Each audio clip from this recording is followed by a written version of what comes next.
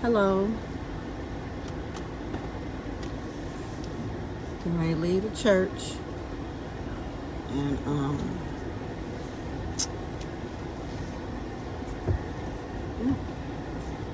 wanted to come on here real quick to encourage the homeless people, or people who are facing eviction. What am I gonna eat? Bye. Church. I don't know what that sound is in this car. This is my. I don't know what that sound is. I hope you all went to church. Some of y'all's church don't end as early as mine. And no, I wasn't showing my shoulders in the pulpit. I have a shawl or whatever. I think I bought this dress in the Kate Spade store. I don't remember. Or I forget that other store. But anyway, I wanted to thank God I brought my water out the pulpit. I just left the church, y'all. I think I said bye to everybody.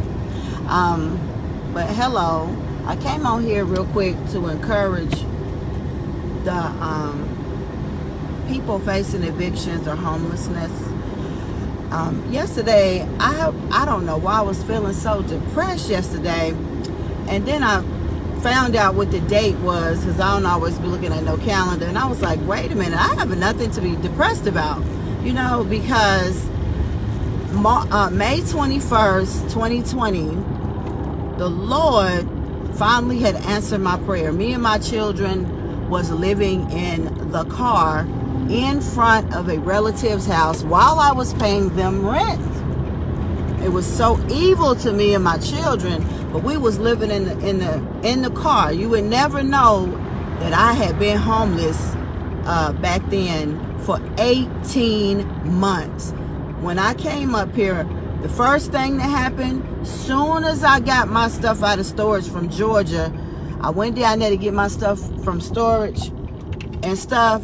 Had the church down there, they helped me get it out. The Reverend, they put their back into it, trying to get everything on the truck for my stuff to come up here, only for it to burn down. So, and I had bought a new Mercedes truck. Everything burnt down, the car, everything. And when I got here and got into my place, so that right there caused me to immediately be homeless, right? So then I went through like 2 stages of it, and it's depressing. It's your children are affected when you go through homelessness. Now you may say, well, you look like a nice lady with some money or something.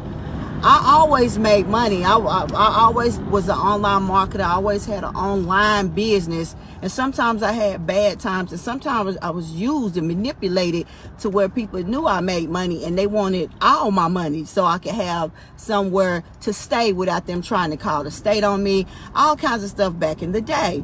And so it's levels to homelessness.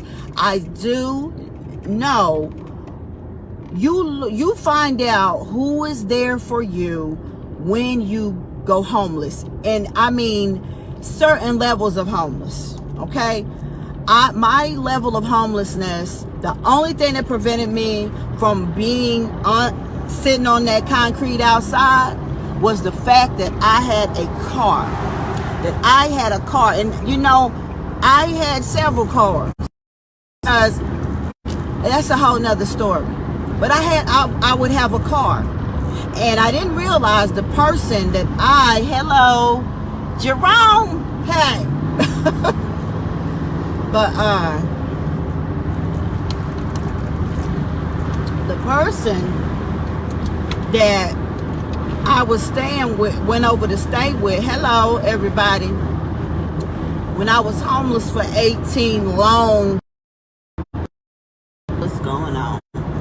Oh, I went beyond some trees. I'm so sorry. But I didn't realize, like, the person I went to stay at their home, they were doing like witchcraft on me, like on my finances, on all kinds of stuff, to cause me to feel more pain and not really come up out my situation. But I'm just here to encourage you today. It was a point, it's levels in homelessness. So my level of it, I never slept on concrete, okay? I never slept in the woods. I had to go stay in an escape shelter. Like, once I finally did come out of that homeless situation and get a place to stay, then I went through it again. I had got another place, right? But it was, oh God, it was a hole in the wall. I was looking for stuff. It was a hole in the wall. This lady was like, oh, just get this over here. These people are gonna just give you this place. I go over there. It was like a dirty trailer, okay? And so I went through levels of homelessness, and that's why I'm here to tell you how God can bring you out of that way, out of no way. Now the camera had went off, I guess, as I went around them trees. I got to get something to eat. I ain't had absolutely nothing to eat. My throat was dry in the pulpit, just sitting there. But yesterday I was feeling all depressed until I looked at the date, and I was like, this is my 2-year anniversary from when the day God delivered me out of homelessness. I never did look homeless. You wouldn't have known I was homeless, but I was homeless for 18 months, almost 2 years. So I had, like I said, I had moved my stuff from Georgia, had a really nice place, new car, all of that burnt down. All that new Mercedes Benz burnt down. Because somebody said, why you don't go buy your luxury car right now? I said, I'm good. I will later, because I'm about to purchase a house cash. I'm not worried about no car. So but years ago, I was homeless, and I didn't know that it was levels to that homelessness. And I faced a lot of those levels, the low bottom, rock bottom levels. And like I said, the only thing that kept me from not sleeping on the concrete was because I had a car. But I was, I did pay for hotels. I was paying almost, I think, $200 a night, and $200 a night, and other. I know some people say that's high. Man, I couldn't. The places that were cheap, it was pedophiles over there. So when you go through homelessness with children, I got 4 children, 4. They're very blessed. I ain't no lady that don't take care of her kids. If someone ever talk about me being a mom, the only reason why they can do it is because my kids is on my hips 24/7. I told them I need to get the scissors and cut them off. They just spoiled and around me 24/7, But I saw the depths of it, and so I was living in front of a relative's home, paying their bills, and they didn't even, they don't like me so much, and I'm a preacher. They hate me. They still do, but they wanted my money, but they ain't want me. They didn't want me to come in the house. And I was telling the lady, because I had a blowout, my business is an hour away. All them nails be down through there sometime. So I had a blowout, and I told this lady, I said, she didn't believe me of the things that I had told her about what we experienced being homeless. And I went and got one of my small children. I said, look, ask the one, let me ask a couple of questions to them and let them answer. Her mouth hit the ground. But I'm here to encourage you today that the God of Abraham, Isaac, and Jacob answers your prayer. I would sit in that car night after night after night, wishing that I couldn't understand, like, Lord, I can make money, can't get no place. Don't have no issues, like, personally to get a place, but why can't I get one? And then my identity was stolen by my ex-husband. He sold it many times. People were living off my name. eviction after eviction. That was the number one problem, one of the number one problems right there. No matter how much money I had, no matter how many months I would want to pay the people up on rent, they did not want my money. They didn't. I faced also racism. Like, it was people that just said, nah, you know, they was like, nah, we just don't want your money, you know. So it was levels to it. I didn't have no friend, you know. People like you when you up, but when you're down, people, you'll know, if you ever was to go homeless, you'll know who's there for you and who's not when you go homeless. And I remember telling woman of God and her husband, you know, this and that tomorrow I'm going to go homeless. Like, I didn't ask them for no money. I never asked them for nothing. They was want me at their house every day, like every Sunday. They was taking me out to eat. I never asked them people for nothing. I'm like, why do they keep doing that? I guess because I'm a business. I don't know. I was being manipulated by people to sow $1,000 seeds. When I was homeless with no home, they want me to CashApp all the time, $1,000 seeds. I would be like, all I got is this. It's all I got right here. Yeah, sow $1,000 seed. God gonna do this, do that. You know, it was just my story. I went through a lot, and I went through broke times too. Broke times.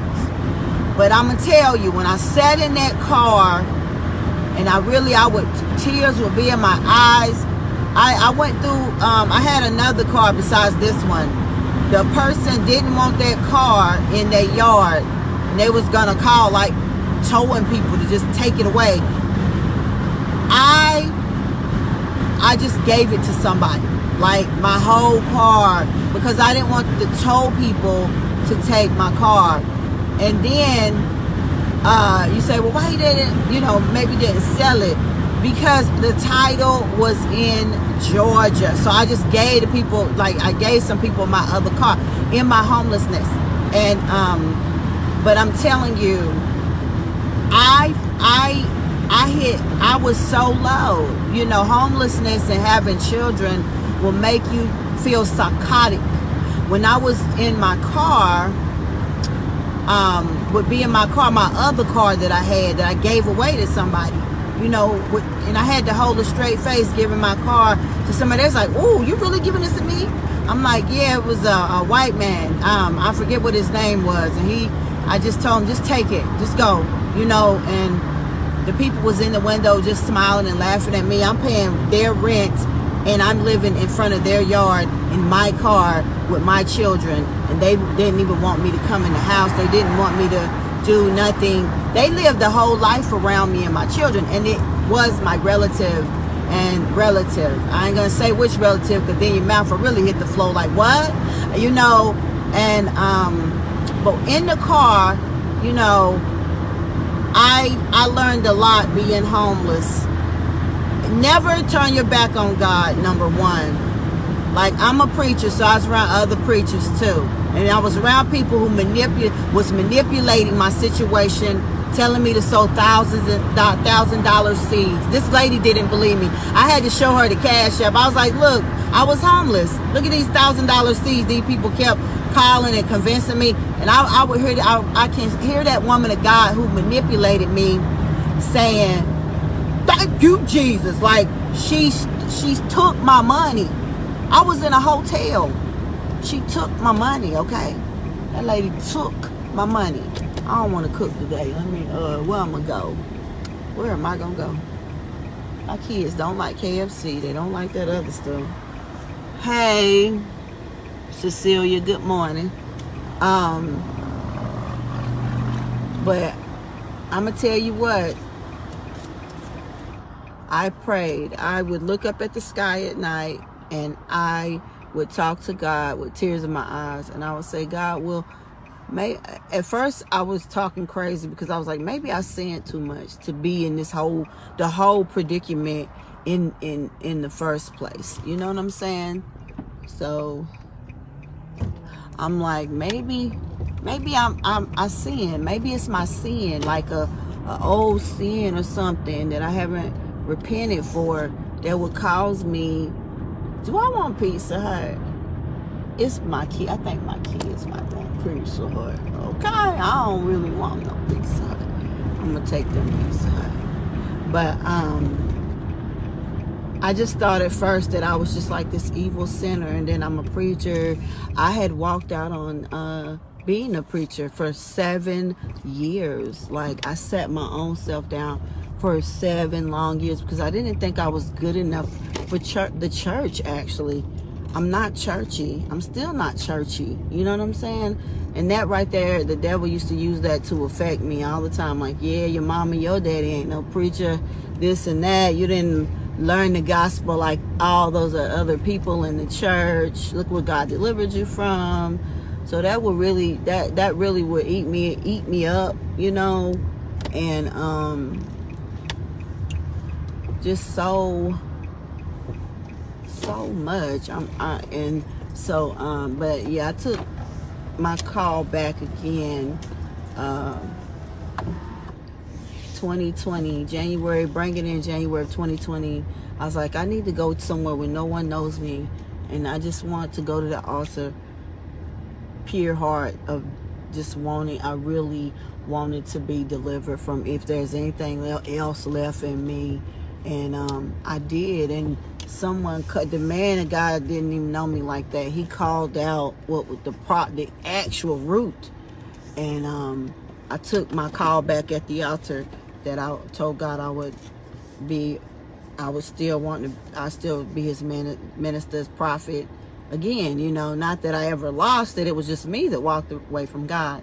And from that day, I decided to try in January 2020 after all those mountains of serial depression and darkness. I never saw the light. I didn't see light. I only saw darkness. When you're homeless, you only see darkness.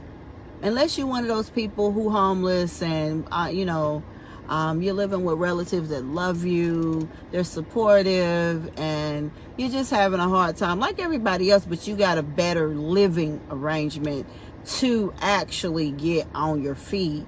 That's a different story. You might actually really get on your feet in a positive way and not in a way. I was being cussed out and called everything but my name, you know. Even on Sundays on my way out that door to go to a positive place, which was church, with all 4 of my children, being cussed out, being told that I'm nothing and that I'm worthless. Like I said in another video, my brother, my little brother, I got 2 little brothers, I ain't gonna say which one, but my brother told me, you ain't never gonna be nothing. You never gonna do this. You're never gonna do that. You're ugly. You stupid. You think you're this. You think you're that, and you ain't gonna do nothing. And you just look at you. Like, he talked so, like, I just felt like, and he did it because he could. And I felt like he was taking his foot, and I was like in this hole, and he was just pushing me on down in there when all he had to do was take my hand and help me to get out, you know. Yeah, so, but after that, in that time frame in 2020, I decided to kind of, even though I would tell God, I can't see a future for myself. I don't see the light. I don't see anything. I just see darkness, you know. But I know that you're real. I know that you're real. Because I had 4 kids to live for. It was times that suicidal thoughts. I was going through postpartum depression. I kind of, postpartum depression was there for years. Not just for a phase. Like, I didn't even know until the doctor told me at them times. Like, the homelessness heightened the postpartum depression, that they kept trying to diagnose me, kept wanting me to be on all these pills, kept saying all kind. I could go pick pills up today if I wanted to, you know, but no, I never took any pills. I totally was talking to God, and it was hard to hear that and to go through that. And I think I felt like if I do take pills, I felt like that was another depth, like another low. I felt like I would go into, already was in the dark. I felt like I would go into a cage and the door would shut on me forever and I would never be the same. So that, I just thank God for delivering me from that. You know what I'm saying? And, yeah, for delivering me from that. But what I want to say is that God is your way out of no way. So I would sit in that car and look at the sky, and I would see airplanes at night go by, and I'd be like, will me and my children ever go anywhere, God? Because see, where I was at, these people were doing like hoodoo or voodoo. They was doing Santeria, something on me. They was to prevent me. Like I was going through a lot because an apostle that I really don't know, I encountered him, and he was telling me he saw it, the storm that I was in. He saw what was causing the storm, and once I learned of that, then things started turning around for the good, because now I know, like, I couldn't figure out, my nose is itching from having all these tissues, wiping my nose, and then my shades. But I just kind of started looking at things for the better, and I would just ask God to please help guide me to work, in the way that he wants me to go. I was repenting, all of that. And then that one day I had a dream, because in that car, I would just be there staring at the sky till the sun came up. The neighbors would be laughing. Hey, Judy. The neighbors would be laughing at me when I was homeless, living in front of my relatives' home, paying their rent and utility bills. And it was just evil what they did to me. And I would sit in that car looking at the sky, tears in my eyes. Sun done came up. I'd be out there all night in the cold, no gas, barely. Lord Jesus, I ain't got no gas right now. How am I going Pizza Hut? I ain't got no gas. Y'all, I got to go to the gas station. I done left the church I'm at my house earlier. I done went to church. I'm on here trying to encourage somebody, and I'm sitting over here on about the need to call somebody to come over here and bring me some gas. What was I thinking? But I had a dream. I'll go there and then I'm gonna end this. I had a dream. In my dream, I had a dream. So in my dream, I remember I had two dreams. So in my dream, the first dream I had, I know it wasn't